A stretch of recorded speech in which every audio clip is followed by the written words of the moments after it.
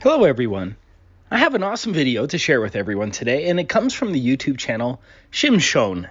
Shimshon currently has only 4 subscribers, and so I highly recommend you head over to his channel, subscribe, and show your support and gratitude. I'll have a link in the description. Shimshon has a serious tech background. He was a graduate of University of California, San Diego in the STEM program. Unlike the globe trolls who frequent our channels, Shimshon actually worked in the purported space program.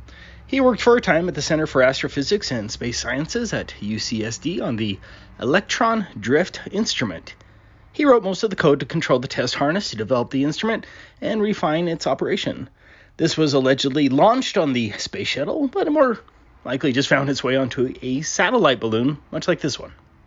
Shimshon has continued to work in software development in both America and Israel in marine and space science labs, controlling hardware, recording, analyzing, presenting data, using complex algorithms written in C and Forth. None of that really makes any sense to me, and I do have to take his word for it. Shimshon has been married for 30 years and has adult children. He also wanted to give a shout out to the Owen Benjamin Israeli Bears. Shimshon actually first came to the Flat Earth when he saw Owen Benjamin's analysis of my video, Our Flat Earth Journey, Romania, back in 2019. Owen, if you happen to watch this video, I just want to thank you again for helping so many people open their eyes to the truth of the Flat Earth. Anyways, after watching Our Flat Earth Journey, Shimshon decided that he wanted to see too far as well, but in his own way. Filming long distances has now become a hobby for him. That brings us to this particular footage that was taken on May 14th, 2023 in Israel. According to Shimshon, he had been preparing for years to capture that very footage. The current recognized world record long-distance ground-to-ground photograph from the Beyond Horizons website is this photo at a distance of 275 miles. It's an impressive record, but that world record pales in comparison to what Shimshon filmed, and this wasn't filmed from the top of a mountain, but only from about 133 feet. The observation comes from the Ashkel National Park in Israel. According to Google Maps, the elevation at that location was 128 feet. Add 5 feet for the camera's tripod, and that gives us an observation height of about 133 feet. I have the coordinates listed here on the map. This was his camera and setup on that day. I don't know much about cameras, but Shimshon is using a full spectrum infrared camera here. According to Shimshon, this is better than the Nikon P1000 for long distance viewing, and it cost him less than $600. I hope at least 100 of you go out and get this setup. I certainly need one of these. Here's his equipment list for those who are interested. Pause the video if you need to.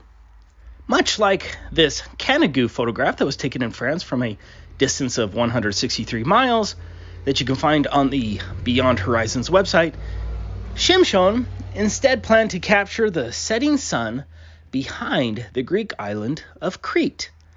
But the distance between Ashkel National Park in Israel and the highest point in Crete was 616 miles.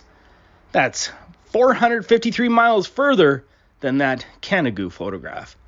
And the only way you're going to see that far is through a full spectrum infrared camera. Let's watch the footage. I'll leave a link to the unedited version in the description. There is some confusion on exactly what platform that is. Unlike many other countries, Israel seems to keep those things a little bit more hidden. And so you have some maps showing platforms much more north, while some showing the platforms much further south. The GPS coordinates are off as well. Shimshon didn't even know that the platform was going to be there when he planned this event.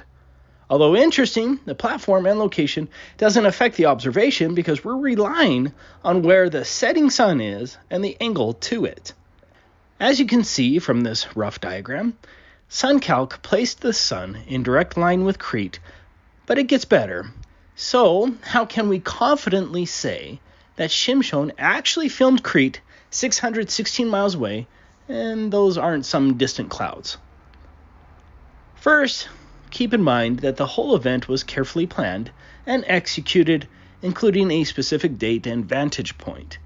This wasn't an accidental viewing. He used a high-zoom, full-spectrum camera to capture what very few people would be able to do, to capture the silhouette of Crete in front of the setting sun. Second, the silhouette in front of the sun certainly looks like pointing mountains in the distance, much like Kenegu, which further supports Shimshon's claim.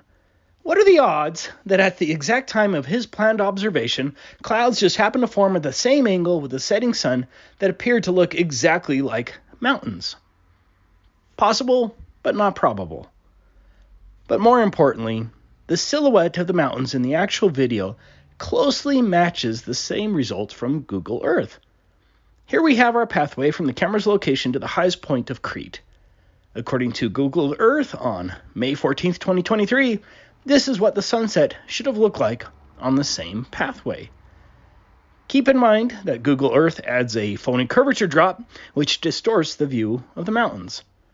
Regardless, compare Google Earth sunset with the actual video. I have them here on top of each other.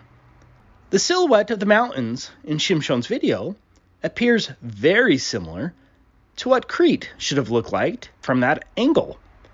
And the sunset angles match as well. Those two facts strongly support the claim that Shimshon did indeed film Crete. Let's get to the coup de grace of the globe. At an observation height of 133 feet and a distance of 616 miles, we get a target hidden height of 240,197 feet, or 45.5 miles. Here are the calculations in metric.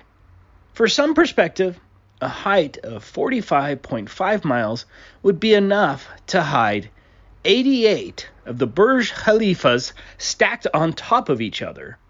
The highest point on Crete is Mount Ida at 8,058 feet, or 1.5 miles.